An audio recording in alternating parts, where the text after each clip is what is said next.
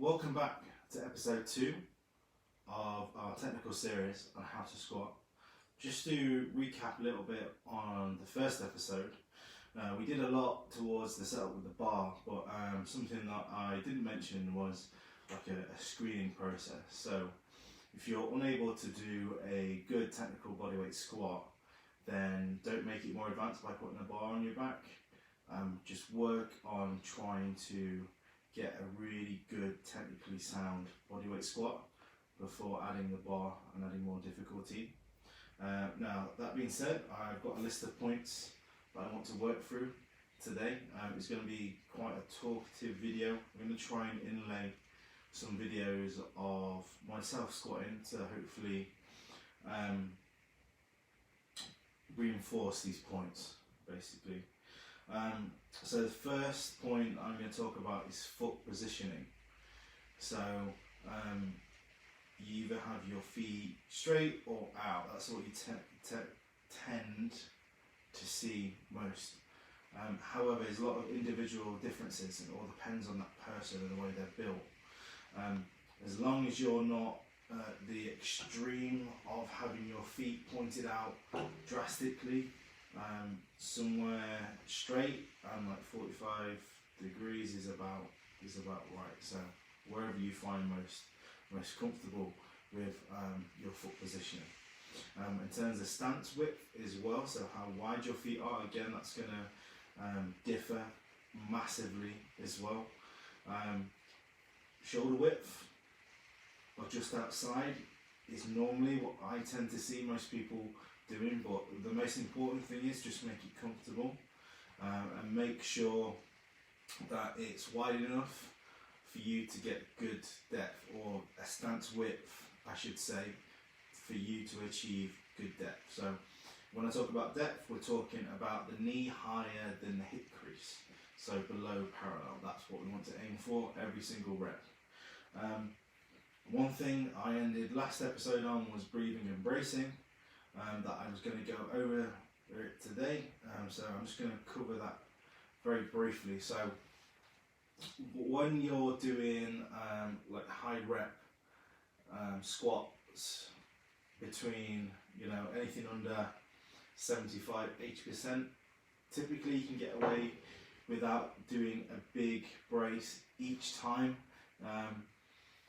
I would always recommend to practice between each rep breathing and bracing. That is my recommendation. So whatever the repetitions that you are doing, make sure you breathe and you brace properly before you perform each repetition. So when you get to the bigger loads, that skill is ingrained. What I tell a lot of people is, if you can't do it with the bar, then you have no right doing it with a maximum load on that you want to go for. So you need to treat every single set, every single rep, regardless of weight, like you want to hit it perfectly. I won't say like your max, because that's overdone. But my point here is repeatability. So if you can do it on the lighter loads, then it's going to transfer really well for when you get those big boy weights on. So breathing and bracing. How do you know you're breathing and bracing? So you have a belt as well. So I touched on equipment last episode should I say. So I touched on equipment, but I don't think I mentioned a belt. So it's just going to help that internal pressure. One thing about a belt is don't let it dig into you. It's going to dig in, but don't let it compress you. You're pushing out actively. Too many people are passively putting the belt on and not actively pressing against it. So my point there is to always push against your belt. Don't let your belt constrict you and dig into you so much that you can't push against it. So play about with tightness, whatever belt you have, a lever or a buckle, or prongs, should I say. So pray about the tightness of your belt.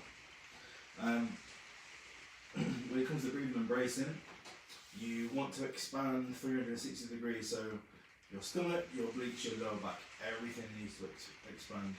Analogy that's used quite a lot is a balloon. So when you blow a balloon up, it expands evenly. So that's what you want to try and achieve. So A simple test is place your hands on your stomach and on the side. Breathe in deeply, so you'll know when you're breathing in deeply because you can hear it. That is a deep breath. If you're breathing shallow, you'll be able to hear it. So you might not have picked up, but when I did a shallow breath, my chest raised up ever so slightly. And if you're breathing into your chest and your chest is raising up, then you're doing it wrong.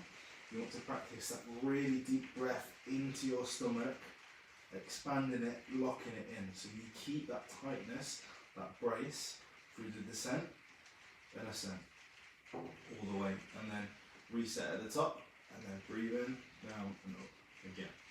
So that's breathing and bracing. It is a big skill that takes a lot of time. That's why I always recommend doing it with a bar, doing it with all your warm-up weights, and practicing it regardless of reps and sets. So if you have set of 10, just suck it up, breathe and brace every single one, make it count.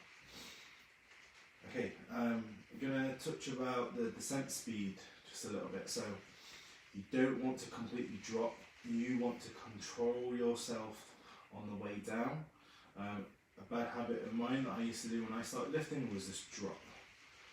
So you want to really control that weight down, build that eccentric phase, and then push through the floor with your feet on the way up. Important with the descent is, for a huge amount of people, they will break at the hips and the knees at the same time. And this is why I want to try and insert a video. It might be at this point, or it might come at the very end, depending if I can figure it out. So you're breaking at the knees and the hips at the same time, and you're descending, keeping this line of the knees and the hips. It's quite hard to demonstrate without having like someone else squatting, but you're going to break at the knees and the hips at the same time. That's quite important. Some people will break at the hips first and then the knees. That's absolutely fine. Again, it's just finding something that works for you and keeping it and making that a really good, strong pattern. So